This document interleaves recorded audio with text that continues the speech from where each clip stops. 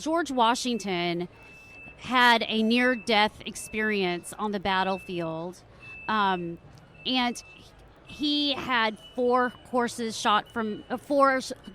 through his coat and two horses shot from under him, but he was unhurt. And there was a minister at the time who said, "Your life has been spared by Providence for important service to the nation."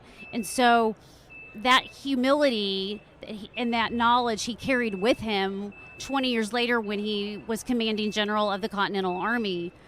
And I think what we can learn from all of that today is that God does intervene in people's lives. He changed George Washington's heart. He changed George Bush's heart. And he can change ours. That their conversion story is no better than ours, right? That we are all created in the image of God, and he has a plan for us, and he has a plan for the country.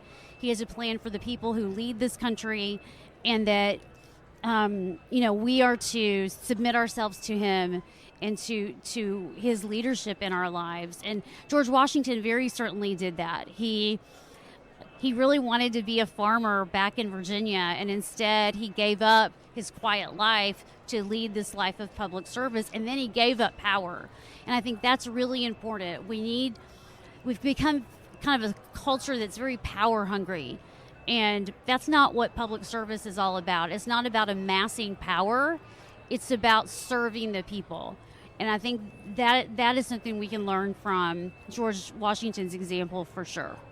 Well, in the book War of Lies, you really go in detail about George Washington's personal faith. And again, Yes. as I was alluding to earlier, with the writings, with the references to Providence, and you can see this is a man who had a deep faith in God. So what did you really want to bring out about Washington's faith as you put together this book?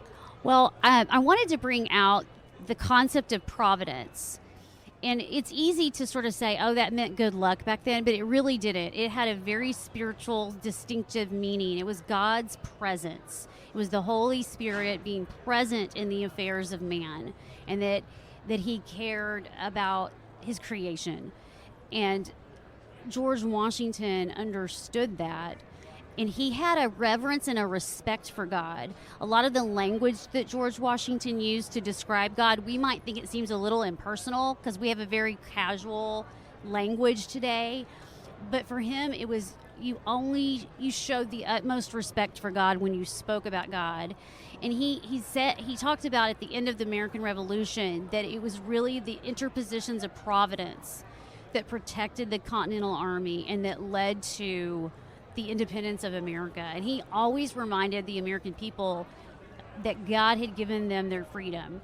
Even after he's president years later, he calls on the American people to give thanks to God for the liberty and the peace that they had.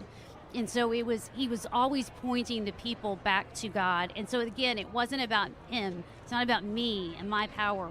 It's about God is the author of this country.